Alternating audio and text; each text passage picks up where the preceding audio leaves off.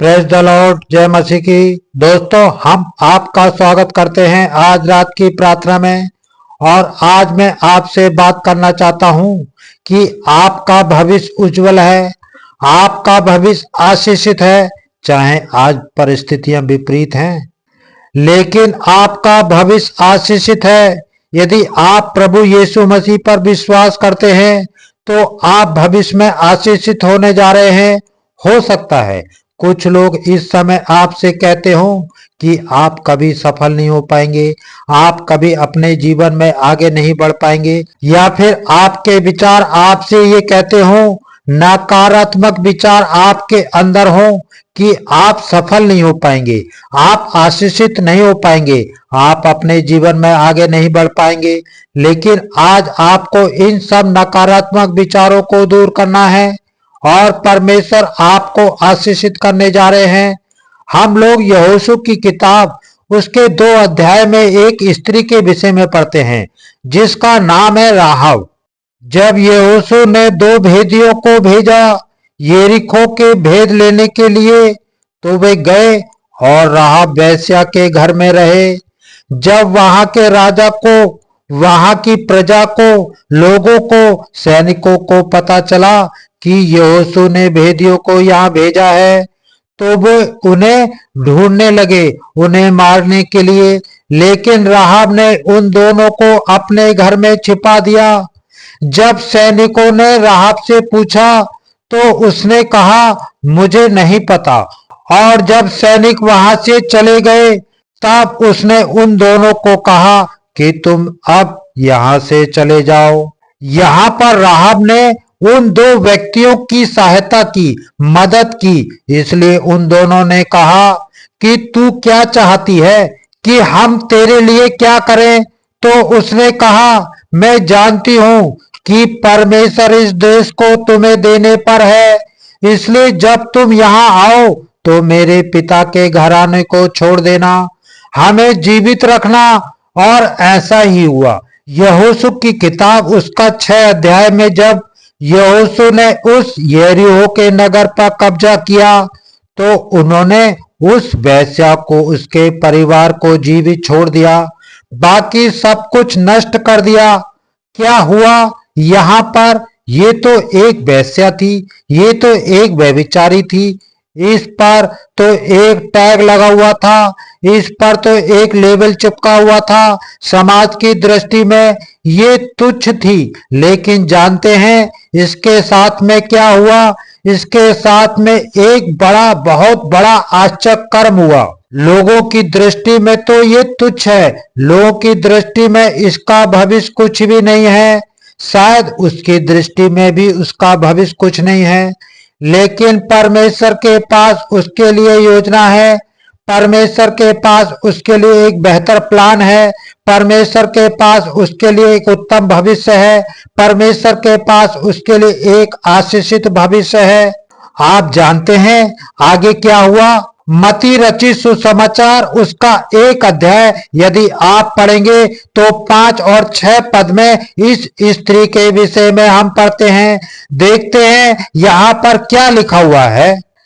और सलमोन और राहाब से बोआज उत्पन्न हुआ, और बोआज और रूत से ओबेद उत्पन्न हुआ, और ओबेद से इशे उत्पन्न हुआ, और इशे से दाऊद राजा उत्पन्न हुआ। आमीन। दोस्तों, यहाँ पर लिखा है कि सलमोन और राहाब से बोझ उत्पन्न हुआ, और सलमोन ने उसके बाद राहाब से शादी कर ली, और उन दोनों से बोझ उत्पन्न हुआ। बोझ और रूत से ओबेद उत्पन्न हुआ, और ओबेद से ईसे उत्पन्न हुआ, ईसे से दाऊद उत्पन्न हुआ, और दाऊद के वंश से यीशु मसीह उद्धारकर्ता का जन्म हुआ। तो परमेश्वर ने राहाब को इस तरीके से यूज किया, इस तरीके से इस्तेमाल किया, उसे इस तरीके से आशीषित किया। इस दुनिया को एक उद्धारकर्ता देने के लिए दाऊद के घराने से ही वो उद्धारकर्ता यीशु मसीह पैदा हुआ। तो परमेश्वर के पास आपके लिए उत्तम भविष्य है। चाहे आज परिस्थितियां विपरीत हैं, चाहे आप पर कुछ दाग धब्बे लगे हुए हैं, लेकिन परमेश्वर के पास आपके लिए उत्तम भविष्य है। यदि आप प्रभु के करीबी में आते हैं तो प्रभु इन दाग धब्बों को मिटा देंगे। आपको इन दाग धब्बों को नहीं देखना है, आपको इन नकारात्मक विचारों को दूर करना है, अपनी परिस्थितियों को नहीं देखना है। इन नेगेटिव थॉट को आप अपने जीवन से दूर करें और देखें कि परमेश्वर के पास मेरे लिए उत्तम भविष्य है। परमेश्वर मुझे आगे चलकर आशीषित करने जा रहा है। परमेश्वर के पास मेरे लिए उत्तम योजना है।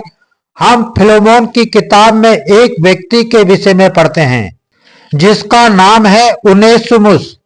उनेसिमुस जो कि एक फिलोमोन के घर में एक काम करने वाला व्यक्ति था, लेकिन किसी कारण से वो वहां से भाग गया। जब वो वहां से भागा उसके बाद उसकी मुलाकात पौलुस से जेल में होती है, तो इसका मतलब उसने कुछ अपराध किया है, इसलिए वो आज जेल में है। पौलुस उसे वहां सुसमाचार देते हैं। सुसमाचार देने के बाद वो प्रभु को ग्रहण करता है और पौलुस फिलोमोन के पास एक लेटर लिखते हैं, चिट्ठी लिखते हैं और उनेसिमुस फिर से फिलोमोन के पास ही भेजते हैं। कहते हैं कि फिलोमोन ये पहले किसी काम का ना था, लेकिन अब बहुत काम का व्यक्ति। पहले ये निकम्मा था। पहले हो सकता है इसने कुछ अपराध किए हो सकता है इसने चोरी की हो तेरे घर में, हो सकता है इसने तेरी कोई हानि की हो, लेकिन अब ये बहुत काम का व्यक्ति है।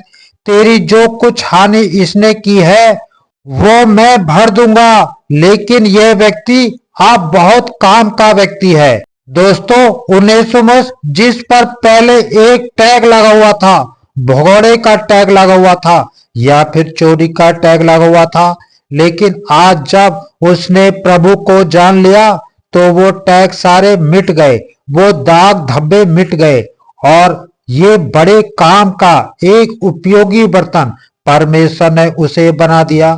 आज शाम को मैं आपको उत्साहित करना चाहूंगा, चाहे आज परिस्थितियां कैसी भी हो, चाहे आज आप पर कितने भी दाग धब्बे क्यों ना लगे हों, चाहे आज आप पर कितने भी लेबल क्यों ना लगे हों, इन नकारात्मक विचारों को दूर करें, अपने अंदर उन्हें घर ना करने दें।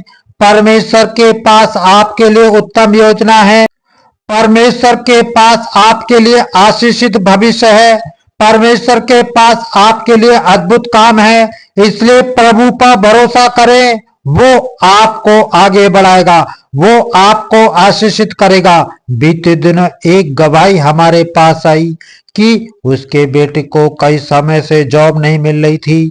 उन्होंने हमारे से प्रार्थना करवाई, उन्हें एक अच्छी जॉब दी, क्योंकि परमेश्वर के पास आपके लिए उत्तम योजना है, उत्तम प्लान है, बेस्ट योजना है। आज आप परिस्थितियों को ना देखें कि परिस्थितियां विपरीत हैं, जॉब नहीं मिल रही है, कोई रोजगार नहीं है, कोई बात नहीं। आप प्रभु के करीबी में जाइए, प्रभु आपको आशीषित करेंगे, आगे बढ़ाएंगे और प्रतिष्ठित करेंगे। सो प्रभु आपको इस वचन के द्वारा बहुत आज से आशीष दे। आमीन।